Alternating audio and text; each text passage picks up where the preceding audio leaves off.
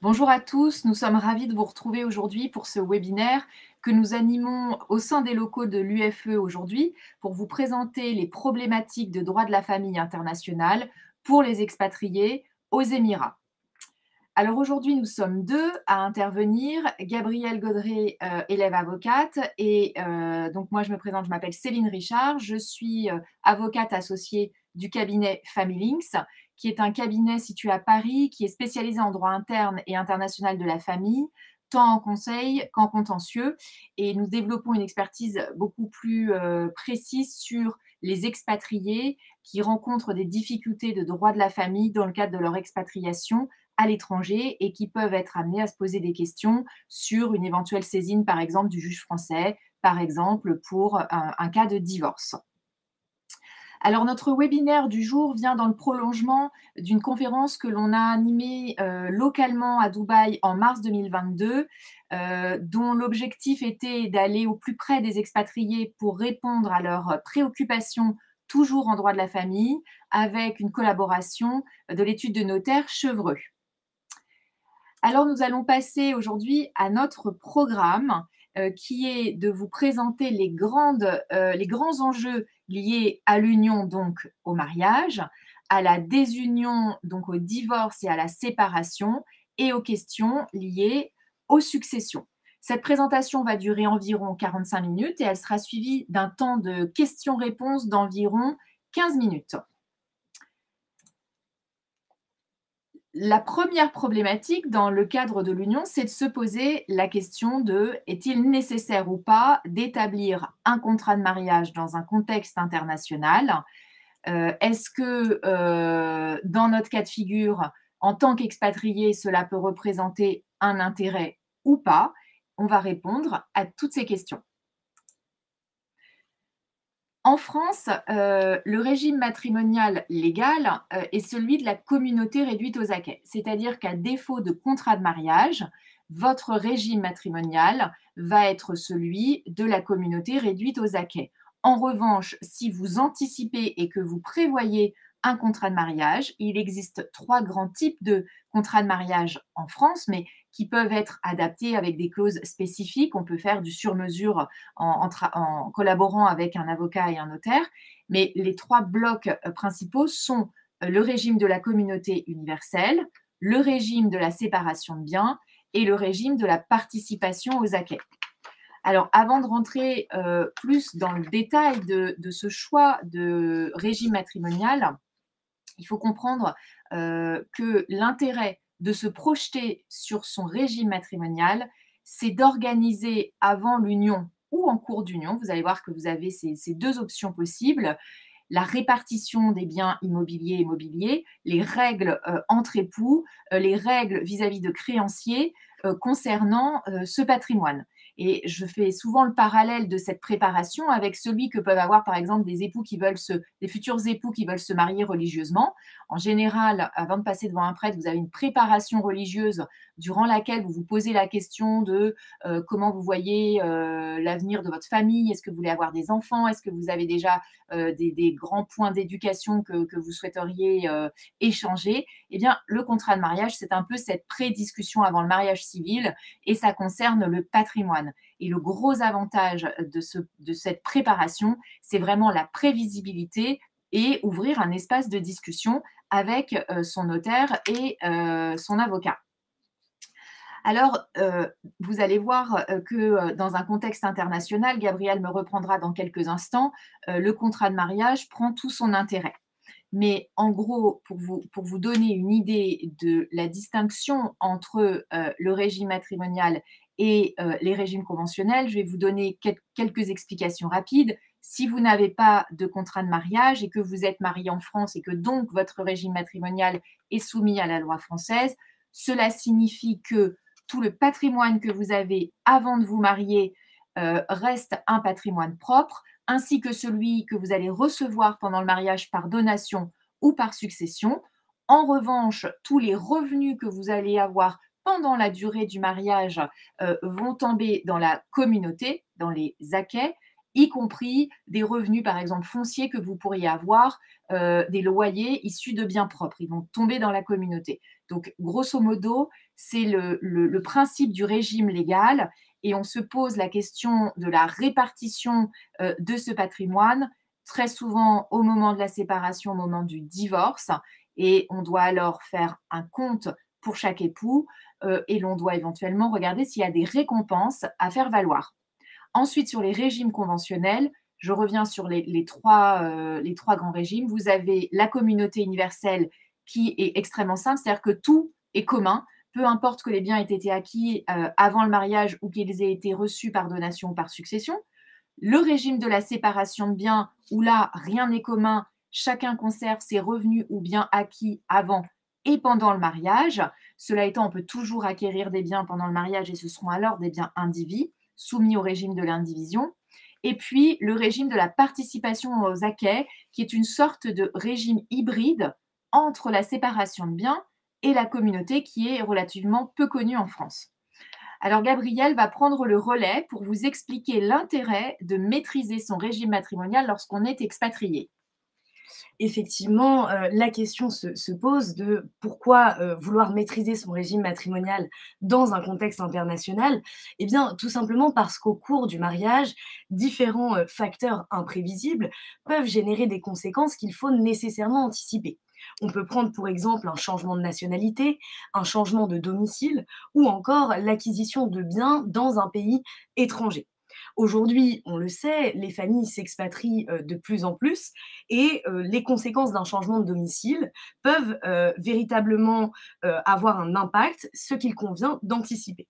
Donc l'intérêt est donc d'anticiper ces conséquences par la conclusion d'un contrat de mariage, puisque le contrat de mariage aura pour intérêt notamment de figer son régime matrimonial tout au long des expatriations successives, parce qu'il faut comprendre que le contrat de mariage permet de fixer précisément la loi et le régime matrimonial qui va s'appliquer.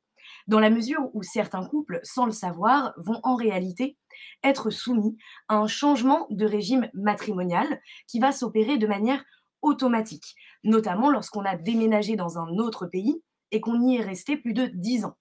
À titre d'exemple, si vous vous êtes marié en France, que vous avez fixé votre première résidence habituelle en France, puis que vous avez déménagé à Abu Dhabi pendant moins de 10 ans. Eh bien ici, votre régime matrimonial sera soumis à la loi française et donc en l'absence de contrat de mariage, vous serez soumis au régime légal de la communauté réduite aux acquets. En revanche, si vous vous êtes marié en France, que vous avez fixé votre première résidence habituelle en France, que vous avez déménagé à Abu Dhabi pendant une période supérieure à 10 ans, eh bien, pour la première partie de votre union, vous serez soumis au régime légal français de la communauté réduite aux acquets et également pendant les 10 premières années de résidence à Abu Dhabi, mais à compter de la 10e année, s'opérera un changement automatique de régime matrimonial et vous serez donc soumis au régime légal euh, des Émirats arabes unis, à savoir la séparation de biens. Donc, cette mutabilité automatique, il faut savoir qu'elle concerne les couples qui se sont mariés entre le 1er septembre 1992 et le 29 janvier 2019. Une fois qu'on a d'abord, par un contrat de mariage, sécurisé, enfin figé son régime matrimonial, on a aussi l'idée que le contrat de mariage va permettre de sécuriser la compétence des juridictions françaises. Pourquoi? Parce qu'il faut bien garder à l'esprit, notamment dans un contexte de divorce, que le juge français ne sera pas nécessairement compétent pour connaître de toutes les questions relatives au divorce. Il se peut que pour certaines questions, le juge étranger, et notamment le juge de la résidence habituelle, soit le juge compétent.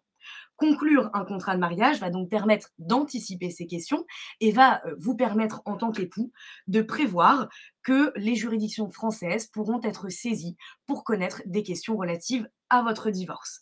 Enfin, le contrat de mariage va permettre de privilégier l'application de la loi française, puisque là encore, le juge qui va être compétent pour connaître des questions de divorce ou de séparation n'appliquera pas nécessairement la loi française.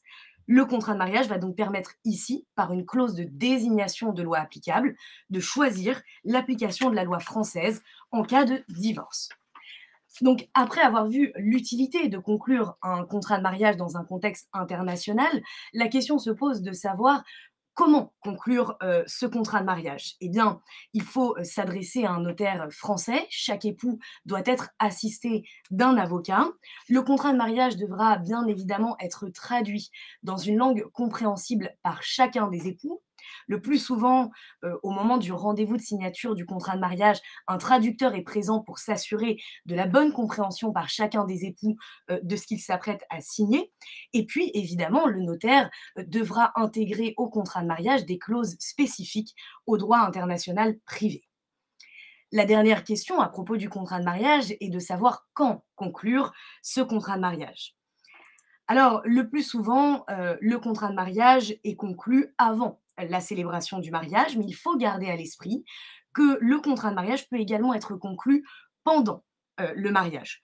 En France, par exemple, si votre régime matrimonial est soumis à la loi française et que vous souhaitez vous assurer qu'il le reste, ou que votre régime matrimonial est soumis à la loi émirienne et que vous souhaitez en réalité le soumettre à la loi française, vous pouvez soit passer un contrat de mariage par devant un notaire en France, soit, à défaut de contrat, confirmer que la loi applicable à votre régime matrimonial est la loi française. Et vous le ferez par une déclaration devant notaire en France.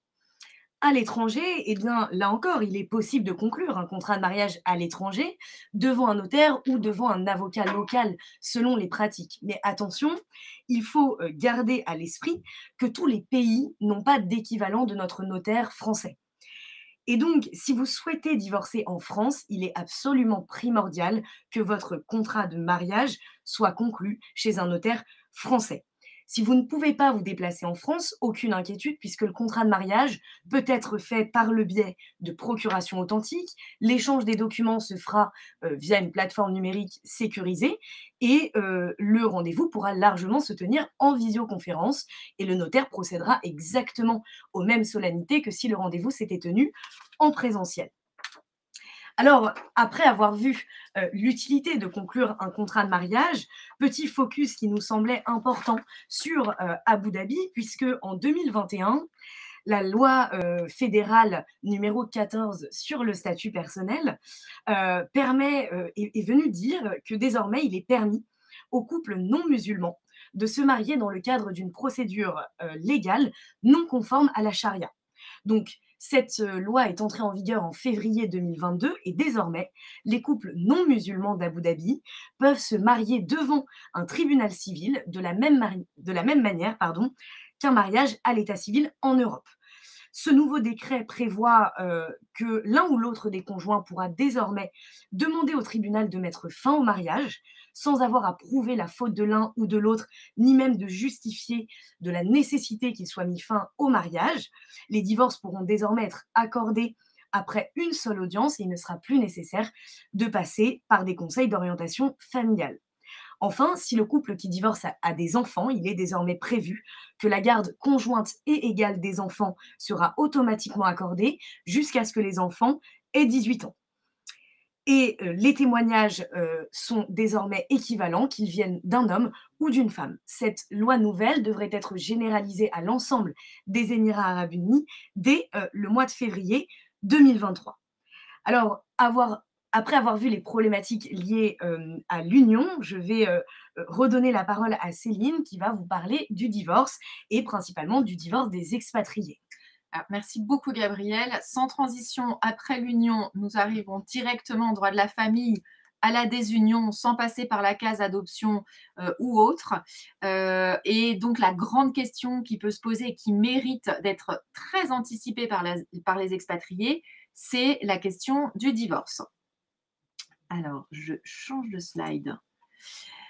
Pour vous expliquer qu'il existe deux grandes catégories de divorce. Alors, dans le monde entier, mais en France en particulier. D'un côté, et c'est une révolution depuis 2017, depuis 5 ans maintenant, le divorce sans juge. On peut aujourd'hui divorcer en France sans juge. C'est notre nouveau divorce par consentement mutuel. On n'a plus besoin d'homologuer la convention de divorce par un juge, donc on n'est plus soumis au calendrier judiciaire. C'est une très grande avancée qui avait pour objectif de désengorger les tribunaux français et qui reste une faculté pour les expatriés qui vivent à l'étranger. Donc, c'est très intéressant de connaître cette voie non judiciaire. De l'autre, nous avons toujours 3 divorces judiciaires, donc avec un passage obligé devant le juge. D'abord, le divorce pour faute qui, entre parenthèses, est de moins en moins utilisé parce que, en gros, la faute ne paie plus et n'a aucun avantage pour les époux. La faute étant en France constituée le plus souvent par l'adultère et des violences conjugales. Donc, ce divorce pour faute est aujourd'hui très, très résiduel. Je crois que les pourcentages sont très, très faibles. La deuxième catégorie, c'est le divorce pour altération définitive du lien conjugal. Aujourd'hui, en 2023, on peut fonder une demande en divorce sur l'altération définitive du lien conjugal sans pour autant vivre séparément. On viendra vous expliquer en détail ce divorce dans quelques instants. Et ensuite, le divorce pour acceptation du principe de la rupture, c'est-à-dire que les époux sont d'accord sur le principe du divorce, mais ne sont pas d'accord sur les effets. Alors ensuite, on va rentrer un petit peu plus dans le détail du divorce par consentement mutuel que je viens d'introduire. Donc, c'est un divorce à l'amiable au cours duquel les époux vont s'entendre sur la rupture de mariage et vont négocier avec leurs avocats toutes les conséquences, que ce soit les mesures entre époux, donc les mesures financières et les mesures extra-patrimoniales, telles que par exemple la question du nom, la question de la liquidation, la question de la prestation compensatoire, et puis également toutes les questions relatives aux enfants mineurs, mais également aux enfants majeurs, quand se pose toujours la question de leur entretien. Alors, pour être très clair, nous vous avons résumé en 5 étapes le divorce par consentement mutuel. Donc, depuis le 1er janvier 2017, ce divorce ne passe plus devant un juge, mais en revanche, il n'existe plus la possibilité d'avoir un avocat commun, c'est-à-dire que chaque époux doit avoir son propre avocat pour négocier la convention et défendre ses intérêts. Donc, première étape, chaque époux va se renseigner auprès d'un avocat spécialisé en droit de la famille pour lui expliquer ses besoins, préoccupations et défendre ses intérêts dans le cadre du divorce. Il y a ensuite, dans cette phase de conseil auprès de l'avocat, toute une phase de négociation qui va nous amener à la deuxième étape de la rédaction d'un projet de convention de divorce qui va régler toutes les conséquences du divorce entre les époux et à l'égard des enfants, l'idée étant de ne plus y revenir derrière. Donc, c'est-à-dire que tous les effets doivent être prévus. On essaye de faire en sorte, sauf si on maintient des biens, par exemple, en indivision, mais de liquider tout le régime matrimonial et qu'il n'y ait plus, postérieurement au divorce, de compte à faire entre époux. Ensuite, ce projet est envoyé par AR électronique à chacun des époux pour faire purger un délai de rétractation de 15 jours. Une fois que ce délai est purgé, on organise un rendez-vous de signature, soit chez les avocats, soit chez un notaire, le plus souvent quand il y a un acte liquidatif à signer, et l'on fait signer en présentiel à chaque époux et à chaque avocat les conventions de divorce ainsi que leurs annexes. Il est très important de noter que pour les expatriés, si on choisit l'option du divorce par consentement mutuel, ça signifie que vous allez devoir vous présenter avec votre avocat à ce rendez-vous de signature. Alors, sauf erreur, je ne crois pas que le Code civil français prévoit que ce rendez-vous de signature soit obligatoirement en France, ce qui laisse supposer que l'on pourrait tout à fait avoir aussi des avocats qui viennent dans le pays d'expatriation pour signer la convention de divorce. Et ensuite, elle est envoyée chez un notaire qui va la déposer au rang de ses minutes. Il va la déposer au rang de ses minutes et vous délivrer une attestation de dépôt qui va constituer un tout indivisible avec votre convention de divorce et ses annexes et qui sera l'équivalent de votre jugement de divorce amiable en quelque sorte. Et ensuite, vous pourrez mettre à jour votre état civil et faire porter la mention du divorce sur votre acte de mariage, puis votre acte de naissance. Donc, les points forts de ce type de divorce, c'est sa rapidité. On vous a mis 3 mois à 6 mois, mais c'est vrai que ça va dépendre des enjeux de négociation. Parfois, on a des patrimoines importants, des sociétés à évaluer, des parts de SCI à estimer, des biens immobiliers sur lesquels on n'est pas tout à fait d'accord sur la valorisation. Donc, tout ça peut prendre quelques temps et parfois peut aussi mettre 1 an et demi, 2 ans, parce que ça peut aussi être le moment pour les époux de tester, par exemple, une résidence alternée pour les enfants. Donc, globalement, si on va très vite, ça peut mettre 3 à 6 mois. Ça peut mettre 1 an, ça peut mettre 1 an et demi, tout dépend des négociations. Alors ensuite, pour le déroulement de ce divorce par consentement mutuel aux Émirats, la première question à se poser, c'est est-ce que l'on peut s'adresser à n'importe quel avocat français? Notre recommandation, c'est de s'adresser à un avocat français qui est spécialisé en droit international de la famille, parce que votre avocat va devoir connaître les règles de compétence et de loi applicables pour s'assurer que cette convention de divorce va pouvoir être valide et être reconnue dans le monde entier. Elle doit pouvoir circuler. Donc, on doit s'assurer de son efficacité.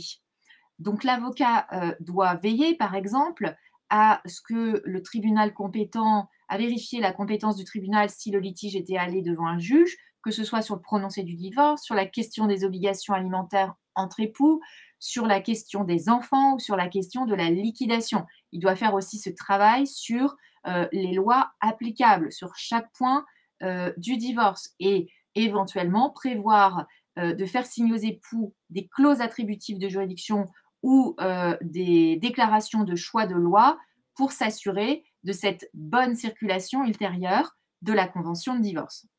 Deuxième question, est-ce que la convention de divorce peut se faire au consulat de France? Réponse non. Les agents diplomatiques ou consulaires français en poste à l'étranger ne sont pas compétents pour recevoir en dépôt les conventions de divorce. Donc, elle doit obligatoirement être déposée au rang des minutes d'un notaire en France. Alors, si on revient sur l'exemple où les époux signent dans leur pays d'expatriation avec des avocats, hein, on peut tout imaginer, si jamais les avocats se déplaçaient, on peut imaginer que la convention parte en FedEx avec les annexes et soit déposée au rang des minutes d'un notaire en France. Je vais passer le relais à Gabriel pour vous expliquer les effets du divorce par consentement mutuel aux Émirats.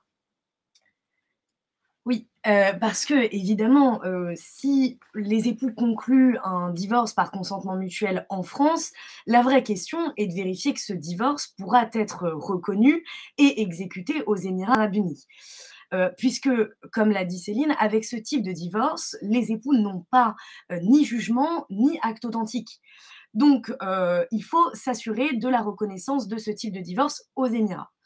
En réalité, le divorce par consentement mutuel français peut être reconnu aux Émirats arabes unis et pour cela, il faut que les parties fournissent au juge émirati une légalisation de leur convention de divorce et de l'attestation notariée de dépôt. Donc, comment s'y prendre en pratique? Eh bien, il faut d'abord faire légaliser votre convention de divorce et l'attestation notariée de dépôt par un consulat général de France aux Émirats arabes unis. Il faut ensuite faire surlégaliser votre convention de divorce et l'attestation notariée de dépôt auprès du ministère des Affaires étrangères à Dubaï, faire traduire bien évidemment votre convention de divorce et l'attestation notariée de dépôt en arabe par un traducteur assermenté, et vous trouverez la liste des traducteurs assermentés sur le site du Consulat général de France aux Émirats arabes unis, et enfin, faire viser et tamponner votre convention de divorce et l'attestation notariée de dépôt par le ministère de la Justice des Émirats arabes unis. Ensuite, les époux vont s'adresser, enfin les ex-époux vont s'adresser à un avocat local, lequel se chargera de saisir le juge émirati d'une demande tendant à faire reconnaître le divorce par consentement mutuel français. Le juge va en fait vérifier que le divorce est définitif et opposable au regard des règles de droit français, et il va s'assurer que ce divorce par consentement mutuel n'est pas en contradiction avec une décision judiciaire qui aurait été rendue aux Émirats. Pour autant, et malgré ces garde-fous qu'on tente de mettre en œuvre, il faut bien garder à l'esprit que dans les États qui ne sont pas membres de l'Union européenne, la reconnaissance du divorce sans juge est grandissante, mais elle reste aléatoire. À titre d'exemple, la Tunisie reconnaît largement ce nouveau type de divorce. En revanche, le Maroc, même si une circulaire a été conclue et négociée entre la France et le Maroc, eh bien, les juridictions marocaines demeurent encore réticentes à reconnaître ce type de divorce français par consentement mutuel. Donc, il peut parfois être plus opportun de passer devant un juge, mais nous y reviendrons. Et je vais laisser la parole à Céline qui, pour illustrer ce propos, va vous faire un petit cas pratique. Alors, petit cas pratique de nos 2 acteurs français, Marion et Guillaume, qui se sont mariés il y a quelques années en France. Tout allait bien, leur carrière était formidable, ils ont eu des enfants. Ils ont décidé de partir en expatriation à Abu Dhabi, mais malheureusement éloignés de leur famille et loin des caméras, leurs relations se sont détériorées ces derniers temps, de sorte qu'aujourd'hui, ils sont amenés à se dire qu'ils doivent divorcer et ils essayent en bonne intelligence de trouver un terrain d'entente et de divorcer par consentement mutuel pour que cette étape soit rapidement franchie et maintenir les liens de la famille.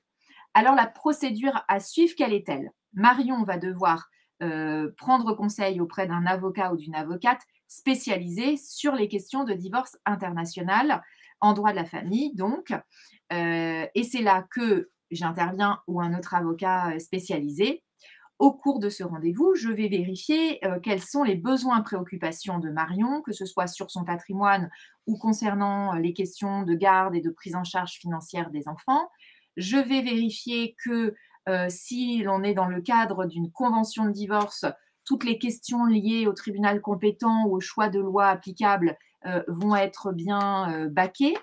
Guillaume, de son côté, va faire le même travail auprès d'un avocat qui va rentrer en contact confidentiellement avec l'avocat de son épouse. Et ensemble, ils vont mettre sur papier les points d'accord des futurs divorcés, vérifier que ces points d'accord sont conformes au droit français et que cet accord peut être périn. Donc, ils vont passer en revue la question du nom. Est-ce que Marion, en l'occurrence, Marion a toujours gardé son nom de famille, mais aurait voulu éventuellement garder le nom de son mari à titre d'usage? Est-ce que la résidence d'Abu Dhabi va être conservée par l'épouse ou par l'époux? Y a-t-il un régime matrimonial à liquider? Est-ce que si par exemple Guillaume a eu des recettes beaucoup plus importantes, a eu des revenus beaucoup plus importants, est-ce qu'il y a une disparité qui s'est créée pendant le mariage et qui va surtout se concrétiser au moment de la désunion? Est-ce que Guillaume doit verser à Marion une prestation compensatoire? Ce sont toutes les questions que l'on se pose avec nos clients et entre avocats. Et au cours de ces étapes, Marion et Guillaume n'auront pas besoin de venir en France pour voir leurs avocats, puisque tout peut se faire à distance, par mail, par visio, par Teams, par WhatsApp vidéo, pour éventuellement même fixer des rendez-vous à 4 pour essayer d'avancer amiablement. Une fois la convention finalisée, on vous l'a expliqué tout à l'heure, on vous envoie un AR électronique avec la convention et ses annexes et on purge un délai de 15 jours qui est un délai obligatoire. À l'issue de ce délai, Marion et Guillaume devront se rendre en France pour signer, à moins que leurs avocats ne se déplacent. Et une fois ce rendez-vous de signature passé, ils seront officiellement divorcés une fois que le notaire aura déposé la convention de divorce au rang de 6 minutes et aura délivré à chacun des époux une attestation de dépôt. Ensuite, Marion et Guillaume devront faire traduire en arabe leur convention de divorce ainsi que l'attestation notariée par un traducteur assermenté. Petite étape pratique que les expatriés connaissent bien, à leur retour à Abu Dhabi, Guillaume et Marion devront faire légaliser d'abord auprès du Consulat général de France à Abu Dhabi et également auprès du ministère des Affaires étrangères cette convention de divorce ainsi que l'attestation notariée de dépôt pour que leur divorce soit reconnu aux Émirats. Et ensuite, dernière étape, il faudra faire tamponner la convention de divorce et l'attestation notariée par le ministère de la Justice aux Émirats. Ensuite, pour terminer, Guillaume et Marion devront prendre un avocat local qui va se charger de saisir le juge émirati afin de faire reconnaître aux Émirats le divorce de Guillaume et Marion réalisé par consentement mutuel, tandis que leur état civil aura d'ores et déjà été modifié en France. Alors, nos recommandations concernant le divorce par consentement mutuel. Certes, c'est un moyen de divorcer beaucoup plus rapide qu'un divorce judiciaire. Cela étant, attention, 2 points de vigilance. Dans un contexte international, les époux doivent anticiper qu'ils doivent se déplacer pour signer en présence de leurs avocats respectifs, parce qu'il est quand même assez rare que les époux français aillent se déplacer dans le pays d'expatriation, ce d'autant plus que s'ils ont aussi un acte liquidatif à signer chez le notaire, en général, nos clients se déplacent quand même en France. Et la deuxième question surtout, c'est celle de la reconnaissance et de l'exécution à l'étranger, qui peut être incertaine, puisqu'il y a la question de la reconnaissance et de l'exécution dans le pays où les époux fraîchement divorcés résident, mais aussi ils peuvent déménager dans d'autres États, l'un et l'autre. Et certains États ne vont pas reconnaître pour l'instant notre convention de divorce, qui est un acte contresigné par avocat hybride entre un acte authentique et un jugement de divorce, quelque chose vraiment de particulier, c'est une sorte d'ovni juridique qui n'est pas reconnu dans tous les pays. Et donc, quand on a des exécutions échelonnées dans le temps, ça peut poser problème. Par exemple, monsieur doit verser une prestation compensatoire de façon échelonnée. Il va dans un pays qui ne reconnaît pas cette convention de divorce. Il ne s'exécute pas, il ne paye plus. Comment va faire madame pour faire exécuter le versement de cette prestation compensatoire? Donc, par sécurité, en fonction de certains critères, nous allons vous recommander d'avoir plutôt recours au divorce judiciaire, dont les délais sont quand même largement raccourcis depuis le 1er janvier 2021, qui a vu l'entrée en vigueur d'une grande réforme de la procédure de divorce, pour obtenir un jugement de divorce qui, lui, sera plus facilement exécutable et reconnu à l'étranger. Là encore, une brève illustration pratique par Gabriel, toujours avec l'exemple de Marion et Guillaume. Effectivement, si l'on reprend donc nos époux futurs divorcés, Marion et Guillaume, mais qu'on ajoute à leur situation des éléments un petit peu plus complexes, par exemple donc la présence de 2 enfants, Jules et Jim, qui sont 2 jumeaux âgés de 7 ans, pour lesquels Marion et Guillaume ont convenu que Marion aurait la résidence principale des enfants et que Guillaume bénéficierait d'un droit de visite et d'hébergement 1 semaine sur 2 et la moitié des vacances scolaires. Que pour les enfants, eh bien, Marion et Guillaume ont également décidé que Guillaume verserait à Marion la somme de 1 000 € par mois au titre de la contribution à l'entretien et à l'éducation des enfants. Et enfin, que compte tenu de la disparité de revenus qui existait entre eux, eh bien, il a été convenu que, que Guillaume verserait à Marion une prestation compensatoire de 25 000 €. Pour autant, comme Guillaume n'est pas en mesure de verser cette somme en une seule fois, eh bien, ils se sont mis d'accord pour que cette somme soit versée à Marion en 2 fois, donc c'est-à-dire de façon échelonnée. Compte tenu de ces éléments complexes, il est évident que Marion doit s'assurer que l'accord qui va être signé en France, eh bien, pourra être reconnu aux Émirats arabes unis pour pouvoir être exécuté. Dans ce cas, le mieux est, comme le disait Céline, est parfois qu'un jugement français fasse état de l'accord intervenu entre les époux. Donc, comment est-ce que ça va se passer en pratique? Eh bien, Guillaume et Marion vont chacun prendre un avocat français, là encore, spécialisé sur ces questions de droit international privé. Et les avocats, ensemble, vont introduire une demande en divorce par requête conjointe, au sein de laquelle ils vont demander au juge français d'homologuer l'accord complet des époux et de prononcer leur divorce. Pour cette procédure, Marion et Guillaume n'auront pas besoin de venir en France, puisqu'ils seront représentés par leurs avocats. Donc, à l'issue du jugement, eh bien, Marion et Guillaume seront divorcés. Ils auront en leur possession un jugement rendu par le juge français et donc une décision de justice qui pourra plus facilement être reconnue et exécutée aux Émirats arabes unis, d'autant qu'il existe une convention entre la France et les Émirats sur la reconnaissance et l'exécution des décisions rendues par l'un ou l'autre des pays. Il est donc parfois plus rassurant d'opter pour ce type de procédure.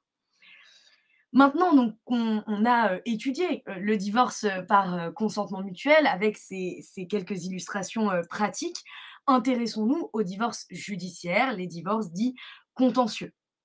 Et comme le disait un petit peu Céline auparavant, effectivement, les règles procédurales françaises propres au divorce contentieux ont été remaniées par la loi du 23 mars 2019 qui a profondément réformé le déroulement de la procédure de divorce.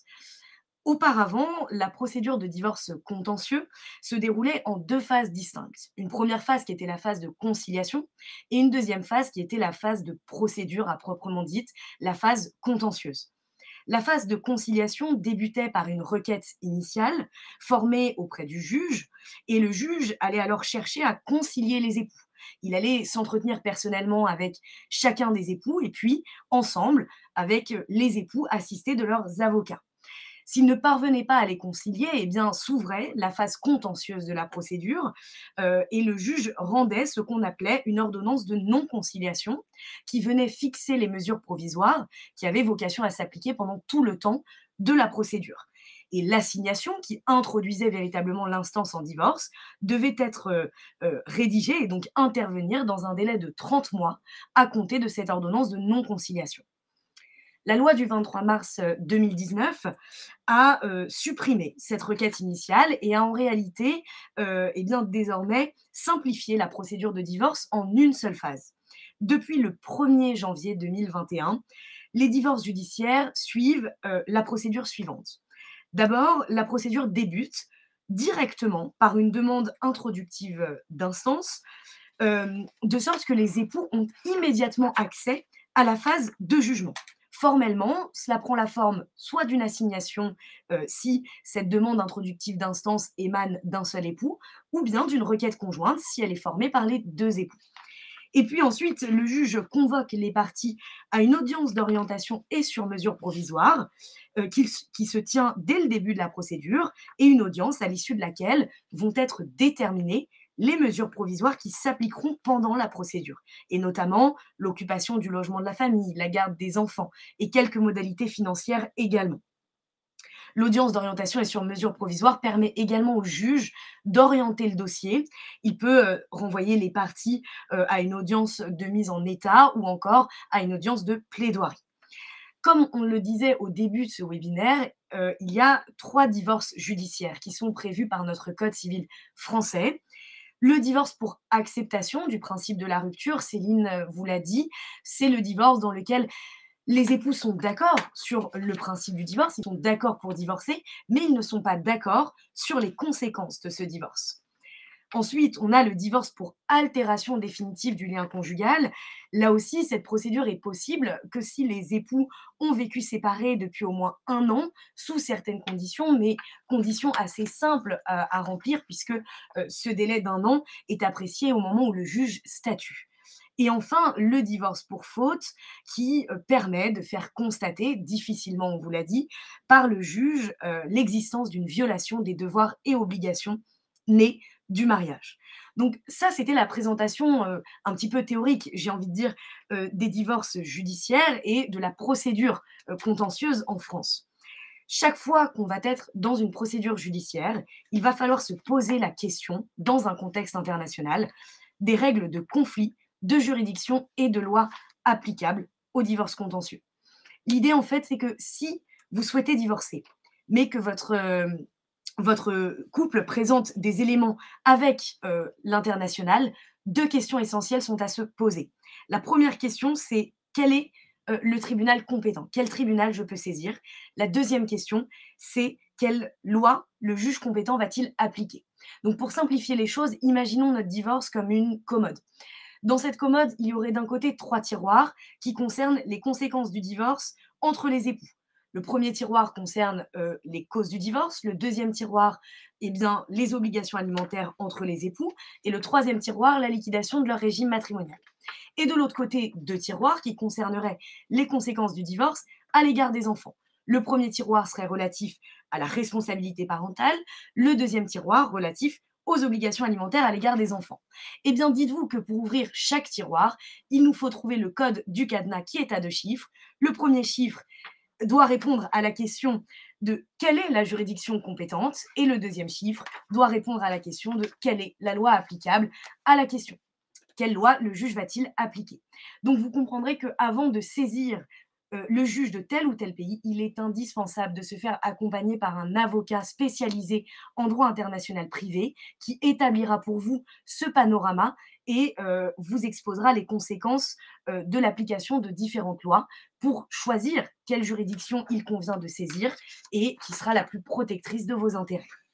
Voilà, juste un petit mot, c'est vrai qu'on a l'habitude de parler de forum shopping, c'est-à-dire qu'il y a vraiment des États dans lesquels vous n'avez absolument pas intérêt à divorcer, c'est-à-dire que vous n'avez absolument pas intérêt à ce que, par exemple, si vous êtes l'époux qui travaille, qui a le plus d'argent et une épouse qui n'a pas d'activité professionnelle et qui a une situation financière bien moins avantageuse que celle de son mari, lui, par exemple, aura absolument pas intérêt à divorcer en Angleterre et à voir la loi anglaise s'appliquer, alors que son épouse y aura tout intérêt. Donc, et chaque loi peut vous apporter des avantages et des inconvénients. Et en fait, l'idée du travail de l'avocat spécialisé en droit international de la famille, c'est aussi de faire des comparaisons entre les différentes lois applicables. Et parfois, on va demander à des confrères des affidavits, des attestations sur la teneur de la loi pour voir un petit peu quel est le meilleur intérêt de notre client, quitte à prendre des orientations plusieurs mois en amont, même de parler de divorce avec son conjoint.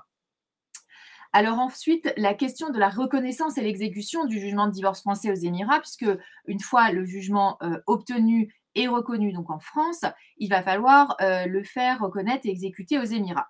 Les Émirats ont signé une convention internationale avec la France qui fixe les règles applicables concernant l'application d'une décision française rendue sur le sol des Émirats. C'est la convention relative à l'entraide judiciaire, la reconnaissance et l'exécution des décisions en matière civile et commerciale. En matière d'obligations alimentaires, les décisions françaises vont être aussi applicables sur le territoire émirien, toujours sur le fondement de cette convention, à la fois pour le devoir de secours et la prestation compensatoire, pour la contribution à l'entretien et à l'éducation des enfants.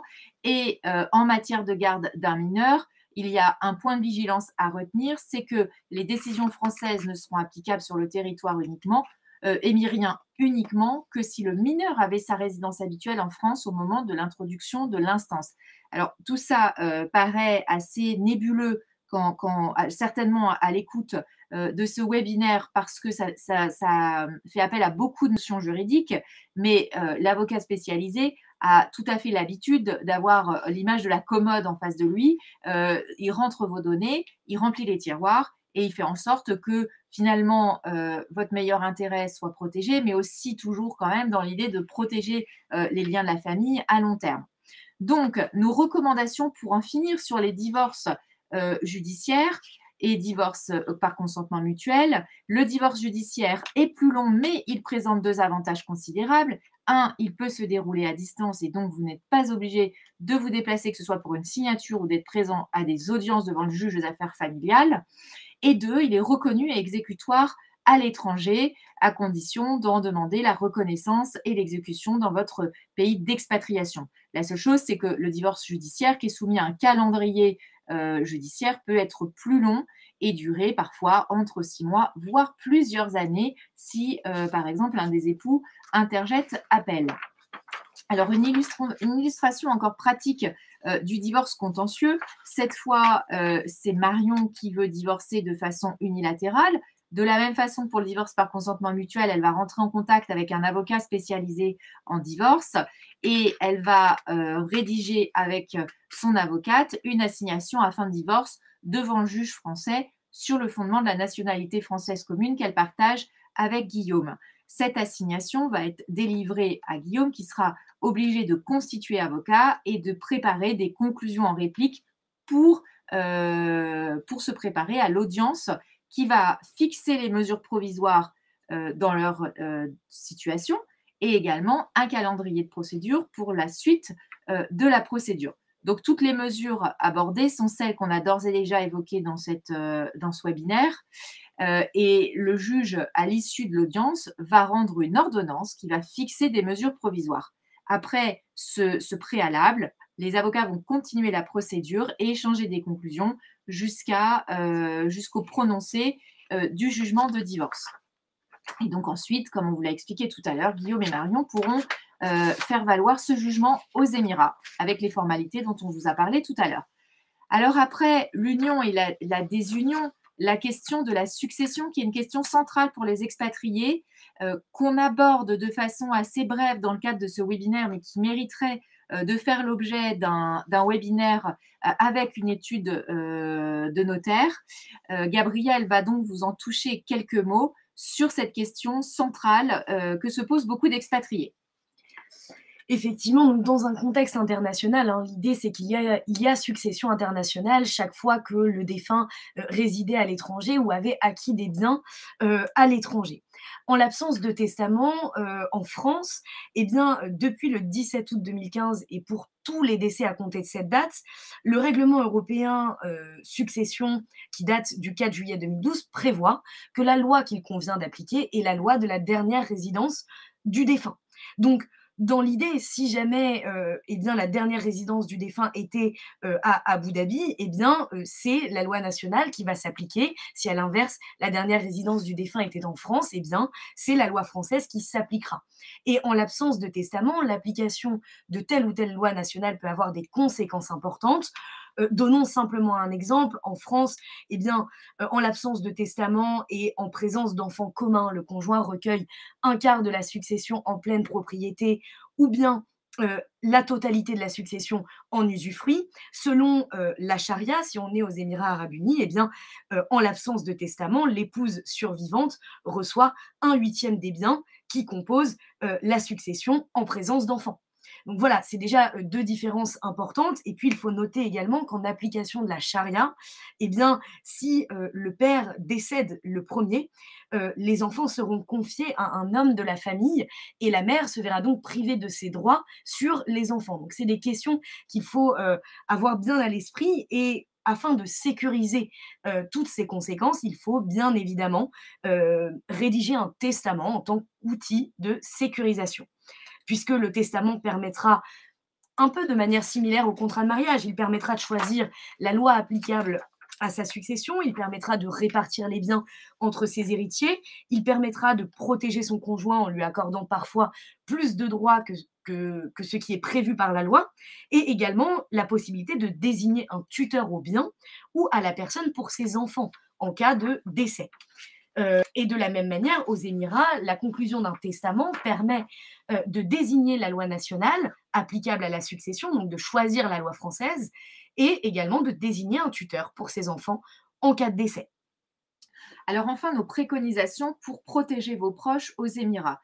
Il faut faire enregistrer un testament si vous n'êtes pas musulman et ou vous n'êtes pas né musulman. Si vous avez des actifs situés aux Émirats, biens immobiliers, comptes bancaires, comptes titres, voitures, bateaux, etc., ou que vous soyez résident ou non résident des Émirats, et si vous avez des enfants mineurs de moins de 21 ans qui résident aux Émirats.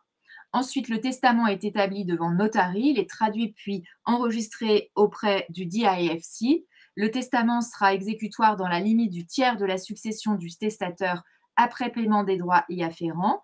Il ne peut être fait à un héritier que s'il est approuvé par tous les autres héritiers majeurs. Il faut aussi qu'on attire votre attention sur une nouvelle loi à Abu Dhabi de février 2022 qui permet aux non-musulmans d'enregistrer leur testament en même temps que leur certificat de mariage. Donc la meilleure chose à faire est de se rapprocher d'un notaire français spécialisé en succession internationale et éventuellement auprès d'un avocat local pour être certain que votre testament est bien enregistré à la fois en France et localement. Alors pour poursuivre ce webinaire, nous avons un temps de questions-réponses de quelques minutes pour pouvoir répondre à vos questions. Alors, première question, pour changer de régime matrimonial lors du retour en France, après 10 ans, le changement de régime matrimonial reste-t-il celui du pays de résidence ou celui original? Donc, c'est Didier qui nous pose cette question. Alors, si vous êtes marié en France, vous êtes parti plus de 10 ans. Si vous avez fixé votre première résidence habituelle en France, votre régime matrimonial, à défaut de contrat de mariage, sera soumis au régime légal de la communauté réduite aux acquets pendant les 10 premières années. Par suite, il y aura eu une mutabilité automatique si vous êtes marié entre 92 et le 29 janvier 2019. Et donc, après ces 10 ans, votre régime matrimonial sera celui du pays d'expatriation, mais une fois que vous revenez en France, ce ne sera plus le régime matrimonial du pays d'expatriation. Alors, autre question sur les coûts approximatifs des deux types de procédures. Donc, je suppose qu'il s'agit de la question des procédures de divorce.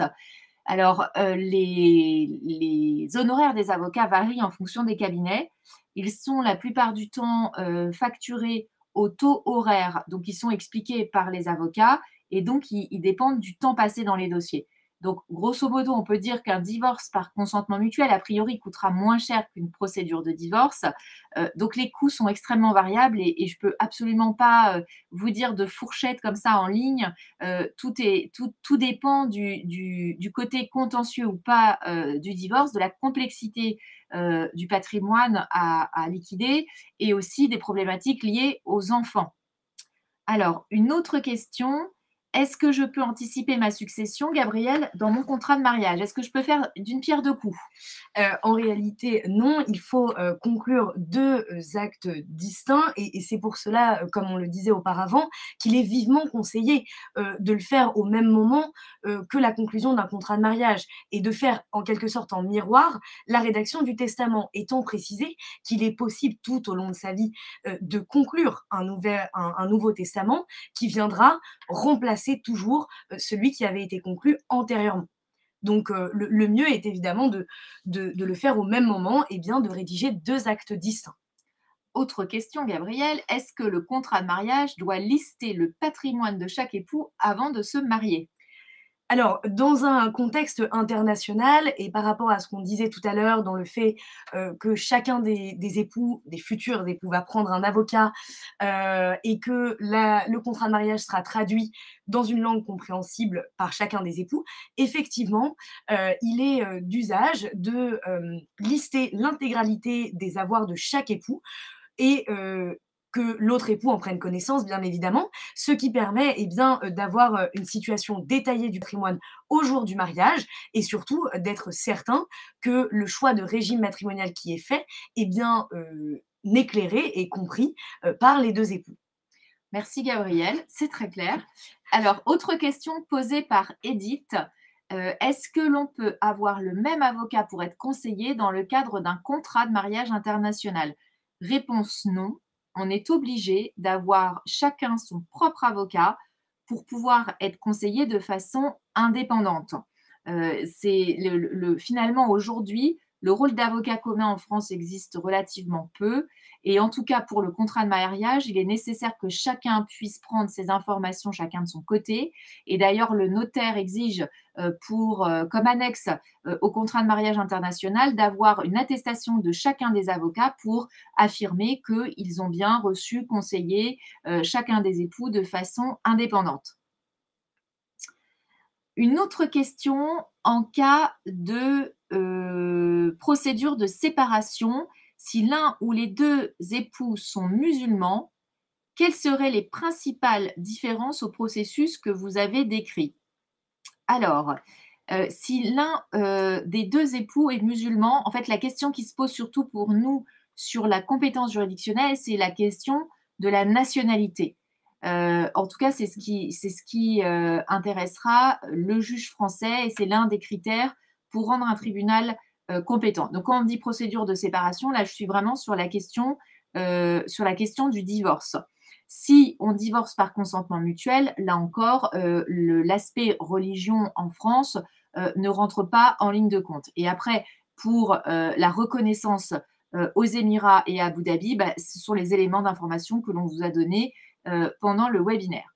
Alors, autre question d'Amza, est-ce qu'il est possible de divorcer en France puis de réintroduire des demandes de résidence aux Émirats de façon séparée? Alors, si vous avez divorcé en France et que donc le juge a acté de façon définitive des résidences séparées, vous n'avez pas à réintroduire de demande de résidence aux Émirats. C'est-à-dire que vous allez faire reconnaître le jugement de divorce. Un juge émirati ne va pas restatuer sur une décision qui a d'ores et déjà été rendue par un juge en France.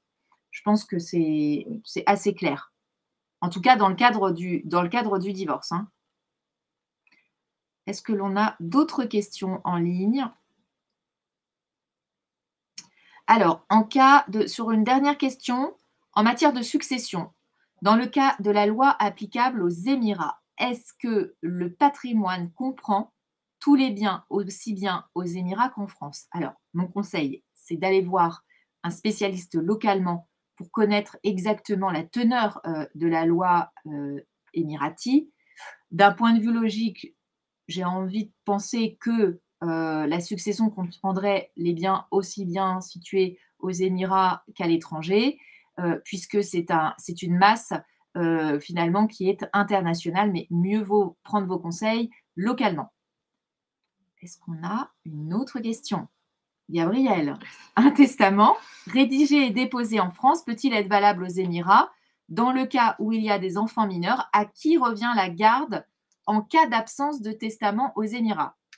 Alors, un testament rédigé et déposé en France peut-il être valable aux Émirats? Bah, là, c'est ce qu'on expliquait, c'est qu'il va falloir effectivement se renseigner, au niveau local pour savoir comment être certain que le testament qui se trouve chez notre notaire français, pourra, être reconnu aux Émirats. Je pense que l'une des premières étapes est évidemment d'opérer une traduction assermentée de ce testament. S'agissant, de ce qui se passe pour la garde des enfants mineurs, en absence de testament aux Émirats, eh bien, la loi nationale prévoit que si le père décède en premier, c'est ce qu'on disait, les enfants vont être confiés à un homme, membre de la famille. Heu, donc c'est vraiment la difficulté qui peut se poser et c'est pourquoi on recommande, d'opter pour l'application de la loi française.